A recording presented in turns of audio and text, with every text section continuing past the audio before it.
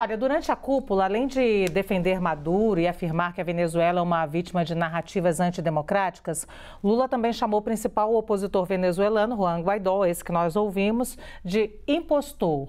E Guaidó, claro, rebateu. Ele lamentou a declaração e disse que o presidente brasileiro prefere atacá-lo do que defender a democracia. Janaína, você considera a crítica de Lula a Guaidó uma afronta aos que defendem a democracia? A minha pergunta, ela segue em pé, inclusive para o doutor Alessandro. Toda a linha da diplomacia nacional é uma linha, não de uma neutralidade no sentido de não se importar com o que ocorre no mundo, mas de uma neutralidade no sentido de não haver uma interferência, uma intervenção e desnecessariamente o abraçar de um dos lados nos conflitos internos aos outros países. Então, por exemplo, o doutor Alessandro tem uma opinião e eu, não é tão problemático para o país como um presidente da República ter uma opinião muito firme a respeito do que acontece numa outra nação. Então, qual é a necessidade do presidente brasileiro, pensando nos interesses nacionais, enaltecer um líder que é visto como um criminoso contra a humanidade por grande parte do mundo e desmerecer, não precisa entrar no aspecto se ele teve legitimidade para se declarar presidente ou não, mas é um político venezuelano, né? Ele é um representante também. Qual a necessidade do presidente da República do Brasil se miscuir numa questão interna e dizer que um representante do povo venezuelano seria um impostor? Qual a necessidade de comprar, vamos dizer assim, imaginando que haja dois lados, mas um lado da questão? Eu quero entender o que o Brasil ganha com isso, porque hoje nós somos pária, né? E, infelizmente, muitos formadores de opinião insistem em dizer que agora Lula colocou o Brasil de volta no cenário internacional. Desculpem, nós estamos, se é que está voltando, nós estamos entrando muito mal no cenário internacional. Então, eu estou muito preocupada porque essas ditaduras todas, elas têm, assim, um trabalho de mostrar para o povo que o seu líder no exterior é reverenciado, é respeitado, é elogiado. E a verdade é que quem olhar o que está sendo dito não é positivo. Nem precisa ir para os jornais estrangeiros. Os dois presidentes que estiveram aqui, um de esquerda e um de centro-direita, de maneira corajosa, no meio do evento, na cara do anfitrião, disseram. Então, assim, eu acho que esse debate, de ser a favor ou contra, dos Estados Unidos, da Rússia, eu acho que esse debate não tem fim. É um debate quase universitário, quase de centro acadêmico. A pergunta que tem que ser feita é o que o Brasil está ganhando com isso? Em que medida o presidente está pensando no país? Isso não está claro para mim e eu percebo que para ninguém, porque ninguém consegue responder. Muito bem, Alessandro, a crítica de Lula a Guaidó é uma afronta aos que defendem a democracia? Olha, eu não acho. Existe uma coisa que eu acho que é evitar precedentes.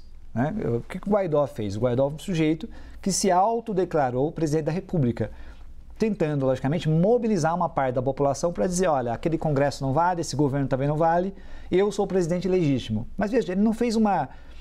lógico que ele fez um teatro, ele tentou angariar pessoas, fez discursos, numa praça, inclusive, tentou fazer uma mobilização que ele chamou de humanitária, fez mobilizações, fez um governo paralelo, disse que tinha um governo paralelo, visitou outros países, olha só, veio no Brasil, visitou o governo anterior, aliás. O governo anterior tirou as verbas do consulado, não reconhecendo, como se estivesse reconhecendo um governo literalmente, olha só, paralelo. Ele estava desafiando todas as instituições venezuelanas.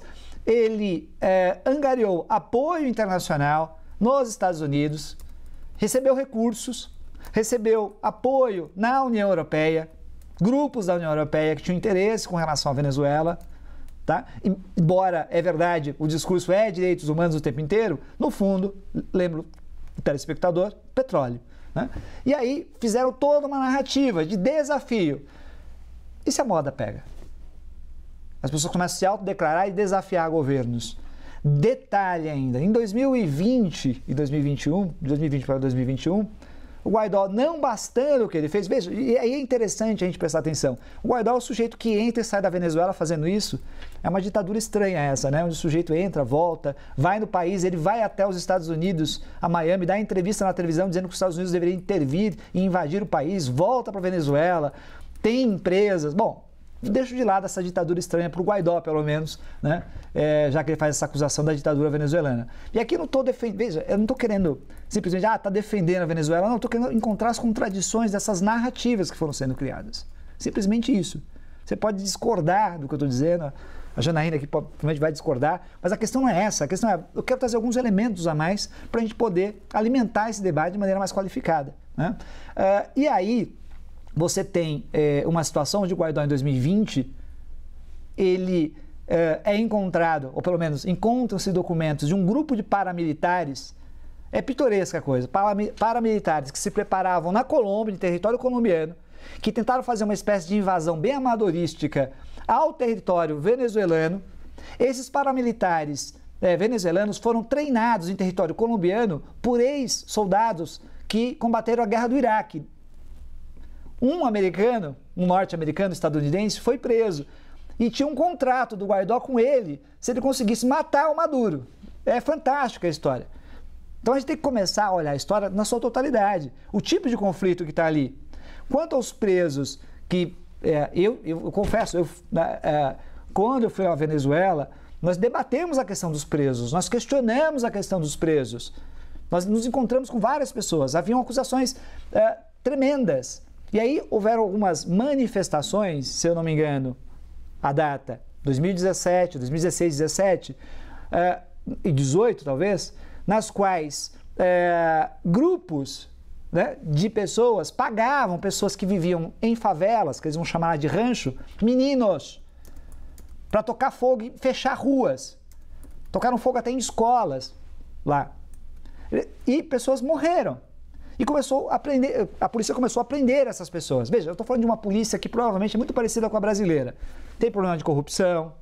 Os militares, eles têm problema de corrupção. Eu escutei um discurso do Maduro ele dizendo, temos um problema com a corrupção. Eles não negam isso, eles têm esse problema. E esses policiais prenderam esses meninos e as famílias disseram, olha, nós estamos precisando de grana, os caras estão pagando em dólar. De onde está vindo esse dinheiro? Quem está pagando esses meninos para tocar fogo na rua? E pessoas morreram.